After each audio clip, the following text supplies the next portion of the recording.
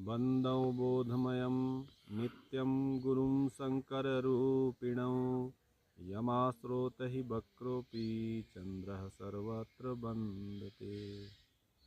वन्दौ गुरुपदकञ्जकृपासिन्धुनररूपहरि महामोहतमपुञ्ज जासु बचन रविकर निकर। बोल श्यावर रामचंद्र की जय। तो जैसा कि आपको पिछले कथा में बताया गया था कि आत्मा का परमात्मा से मेल कैसे हो, उसमें एक कबीरदास के जो विचार थे उनके बारे में बताए थे। अभी कुछ और महापुरुष जो हुए हैं उन्होंने क्या अपना मत प्रकट किया है, उसके बारे में आज बात करेंगे। उसके बारे में ही हम आज बताएंगे। आज हम बताते हैं कि आत्मा का परमात्मा से मेल की और विधि क्या है। तो जैसा कि मानस में आता है कि हरि व्यापई सर्वत्र समाना, प्रेम ते प्रकट होई मैं जाना। कि वो प्रभु, वो परमपिता प्रेम से प्रकट होते हैं। अब प्रेम से प्रकट होते हैं तो वो प्रेम कैसे हो, तो आता है कि नाम निरूपण नाम जतन ते, अब ते ही प्रगट जिम अनमोल रतन ते। कि उस एक प्रभु का नाम जो बारंबार हम रटेंगे, बार बार उसको रटेंगे, तो वो उससे वो प्रकट होता है। उस प्रभु को प्रकट करने के लिए बार बार जो नाम जप की विधि है वो 4 प्रकार की होती है। पहले होती है बेखरी, मध्यमा, पश्यंती और परा। तो बेखरी से जपते हैं वो बोल के, जैसे रा मैं हम भी सुने और दूसरा को भी सुनाई दे। और दूसरी विधि होती है मध्यमा, हम जपें और दूसरा न सुन पाए, राम ऐसा कंठ पे, अपने कंठ पे, तो वो हो गई मध्यमा के बाद तीसरी आती है पश्यंती। पश्य मीन्स होता है देखना, पश्य मीन्स होता है देखना।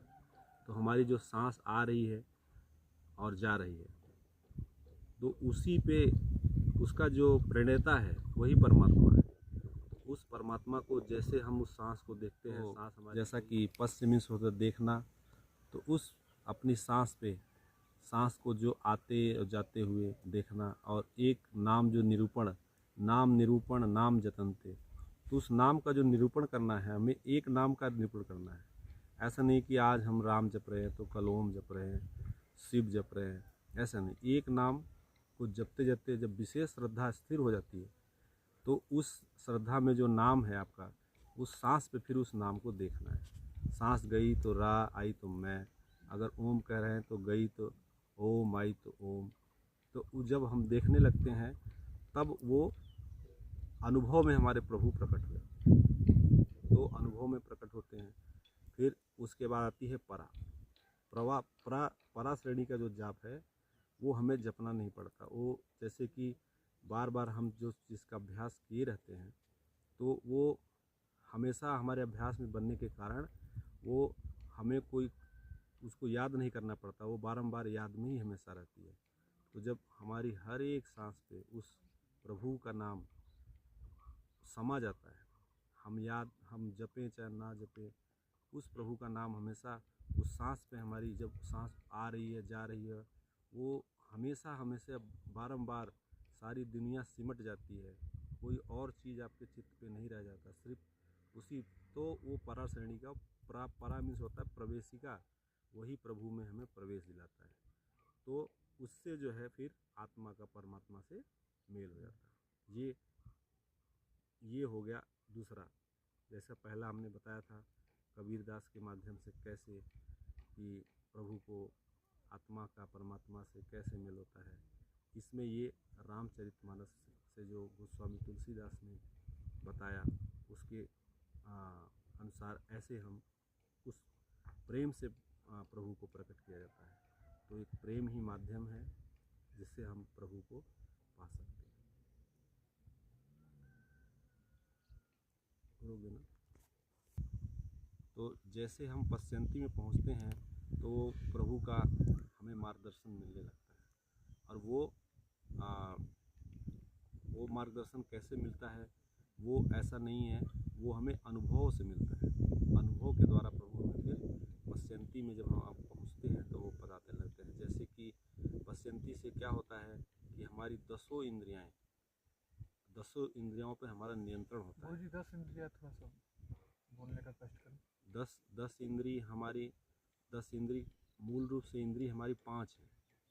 5 जैसे हमारा आँख हो गई, हमारी नाक हो गई, हमारी जिह्वा हो गया, हमारा त्वचा हो गया और हमारे कान।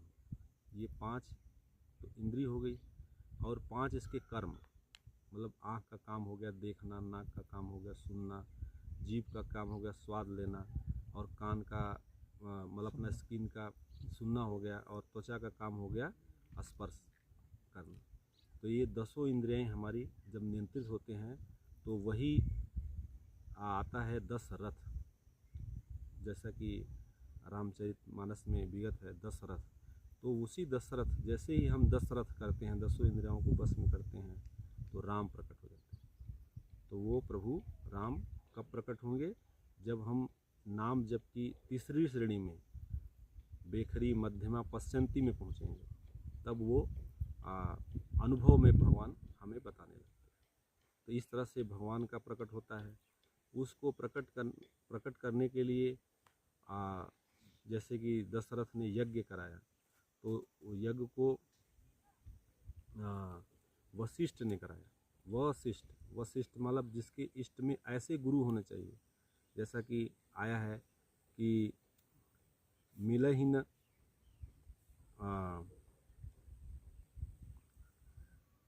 थोड़ा रोकना इसको। बिन गुरु भवनिधि तरहि न कोई, जो बिरंच शंकर सम होई।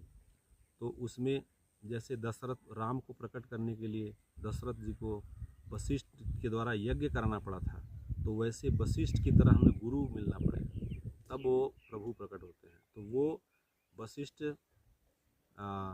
जब जो जिसके इष्ट बस में है, जो पहले से भगवान को प्रकट कर चुके हैं, ऐसे जब गुरु हमें मिलेंगे तब हम जो है अपने अंदर भगवान को उनके माध्यम से जो मार्ग वो बताते हैं उस मार्ग पर चल के हम उसको प्रभु को प्रकट कर सकते हैं। तो जैसा कि फिर प्रकट होके वो प्रभु जो है क्या करते हैं, प्रकट होने के बाद फिर आया कि जानहि सोय जिन्हें देह जनाई, और जानत तुम्हें तुम्हें हो जाए। तो प्रकट जैसे प्रभु करेंगे तो वो पूरी दूरी तय करा के फिर अपने में ही समाहित कर देंगे। तो ये मानस के अनुसार आत्मा का पर्व। श्यावर रामचंद्र की जय। तो आज का हमारा यहीं तक है। अगले चैनल में हम अगले प्रोग्राम में बात करेंगे कि जैसा मानस में एक चौपाई आती है कि होई हैं यू है जो राम रचि राखा, वो करी तरक बढ़ा वही शाखा। कि प्रभु जो चाहते हैं वही होता है। हम लोग व्यर्थ की जो है उसमें इसलिए पड़े हैं, जो प्रभु चाहते हैं वो होगा, इसलिए हमें निश्चिंत रहना चाहिए। तो अगले एपिसोड में हम लोग इसके बारे में बात करेंगे, कहानी के माध्यम से समझाने की कोशिश करेंगे कि कैसे प्रभु जो चाहते हैं वो होता है और हम जो चाहते हैं वो। यदि आपके मन में कोई भी ऐसे सवाल हैं तो इसमें मैसेज के द्वारा आप लोग इसको पूछ सकते हैं, और जो हमारे ज्ञान में होगा हम उसके उत्तर आपको अवश्य। तो हमारे चैनल को like, share, comment and subscribe करना बिल्कुल ना भूलें। Thank you.